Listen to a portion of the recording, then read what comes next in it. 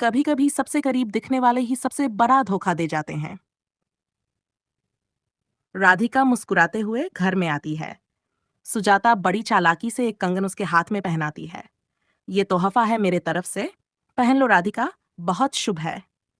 जैसे ही राधिका कंगन पहनती है, उसके चेहरे की मुस्कान गायब हो जाती है। अचानक सब कुछ बदल जाता है।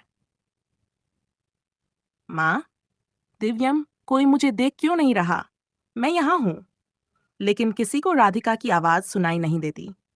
वो अब सबके लिए अदृश्य हो चुकी है। सीन, दिव्यम की बेचैनी और राधिका की तलाश। दिव्यम पूरे घर में राधिका को ढूंढता है। उसकी आंखों में पागलपन और चिंता है।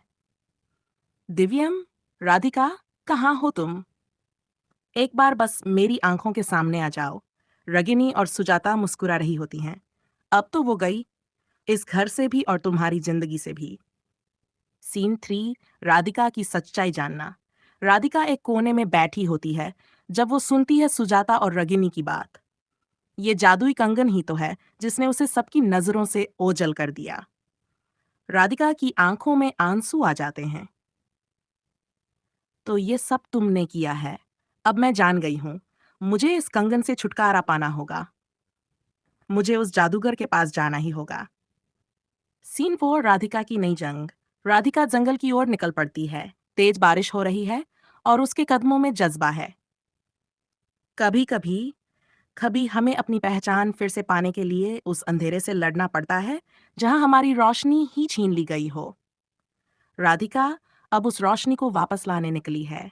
दिव्यम की उम्मीद। दिव्यम अब भी हार नहीं मानता। वो हर मंदिर, हर मोड़ पर राधिका को ढूंढता है। दिव्यम, राधिका, राधिका, तुम और मैं तुम्हें जरूर ढूंढ निकालूंगा। मैं तुम्हें जैसा नैरेशन। एक अदृश्य नायिका, एक टूटा हुआ प्रेम और एक छल से भरी साजिश। क्या राधिका फिर से सबके सामने आ पाएगी? क्या दिव्यम उसे पहचान पाएगा? जानिए अगले एपिसोड में।